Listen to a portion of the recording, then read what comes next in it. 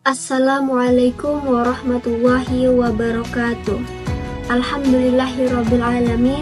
Assalatu wassalamu ala asrafil anbiya'i wal mursalin sayyidina wa maulana Muhammadin wa ala alihi wa sahbihi ajmain, amma ba'du. Pada kesempatan kali ini saya akan membawakan tema tentang membedakan antara sabar yang sebenarnya dan kemalasan atau ketidakpedulian yang menyamar sebagai sabar. Salah satu contoh misalnya kita tidak peduli dengan sikap orang yang kurang baik dengan kita, jadi seolah-olah tidak terjadi apa-apa. Atau kita malas berurusan dengan orang lain.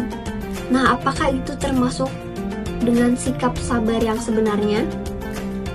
Nah, perlu dipahami terlebih dahulu apa saja karakteristik sabar yang sebenarnya, agar kita semua dapat mempraktekannya dalam kehidupan sehari-hari dan membedakannya dari sikap negatif seperti kemalasan atau ketidakpedulian yang seringkali berkedok kesabaran. Nah, jadi ada beberapa tanda-tanda kemalasan yang menyamar sebagai sabar. Yang pertama yaitu menunda tanpa alasan yang jelas, itu sudah pasti. Dan yang kedua adalah ketidakinginan keluar dari zona nyaman. Orang yang malas cenderung bertahan dalam situasi yang tidak ideal karena takut menghadapi perubahan atau tantangan baru. Mereka menyebut sikap ini sebagai sabar menghadapi keadaan. Padahal sebenarnya mereka hanya ingin tetap berada dalam zona nyaman. Islam mendorong umatnya untuk terus berusaha memperbaiki keadaan sebagaimana firman Allah, sesungguhnya Allah tidak akan mengubah keadaan suatu kaum sehingga mereka mengubah keadaan diri mereka sendiri. Quran Surah Ar-Ra'd ayat 11. Dan yang ketiga yaitu pasif tanpa ikhtiar. Imam Ibnu Qayyim Al-Jauziyah menegaskan bahwa sabar bukanlah sikap menyerah pada keadaan, melainkan kekuatan jiwa untuk tetap konsisten dalam kebenaran dan kebaikan. Ketika seseorang menjadikan sabar sebagai dalih untuk tidak melakukan apa yang seharusnya dilakukan, itu bukanlah kesabaran yang diajarkan dalam Islam, melainkan kemalasan atau kelemahan yang disamarkan. Ketidakpedulian seringkali muncul sebagai mekanisme pertahanan psikologis untuk menghindari rasa sakit atau tanggung jawab. Seperti salah satu contoh yang saya ambil tadi, yaitu kita malas berurusan dengan orang lain tersebut dengan alasan takut masalahnya akan semakin besar. Nah, disinilah muncul sifat ketidakpedulian. Seseorang yang apatis mungkin terlihat tenang dan tidak terganggu oleh masalah, mirip dengan orang yang sabar. Namun, ketenangan ini muncul bukan karena kekuatan jiwa, melainkan karena ketidakmampuan atau ketidakmauan untuk terhubung secara emosional dengan situasi tersebut. Nah, sebaliknya, kesabaran sejati dalam Islam adalah bagian dari jihad an-nafs, perjuangan melawan hawa nafsu. Orang yang benar-benar sabar merasakan beratnya situasi, namun memilih untuk tetap teguh dalam kebenaran dan kebaikan.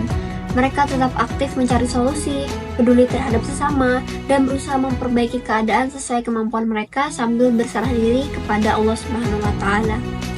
Sabar aktif dalam Islam tertuju pada keteguhan hati yang disertai dengan tindakan nyata untuk menghadapi atau memperbaiki situasi. Konsep ini tercermin dalam banyak ajaran dan teladan dari Al-Quran dan Sunnah. Allah Subhanahu wa Ta'ala berfirman dalam surah Al-Asy, "Demi masa, sesungguhnya manusia berada dalam kerugian, kecuali orang-orang yang beriman dan mengerjakan amal soleh, dan saling menasihati dalam kebenaran, dan saling menasihati dalam kesabaran." Quran Surah Al-Asy ayat 1-3. Ayat ini dengan jelas menggambarkan bahwa iman harus diikuti dengan amal soleh atau tindakan, dan kesabaran menjadi nilai yang mendukung kedua hal tersebut.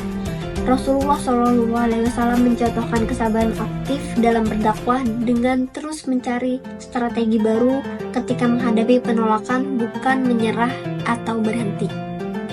Nah, jadi bagaimana cara kita agar kita menerapkannya dalam kehidupan sehari-hari dan tidak menimbulkan kekeliruan? Nah, yang pertama adalah memperdalam pemahaman tentang sabar. Yang kedua, memperkuat hubungan dengan Allah Subhanahu wa Ta'ala.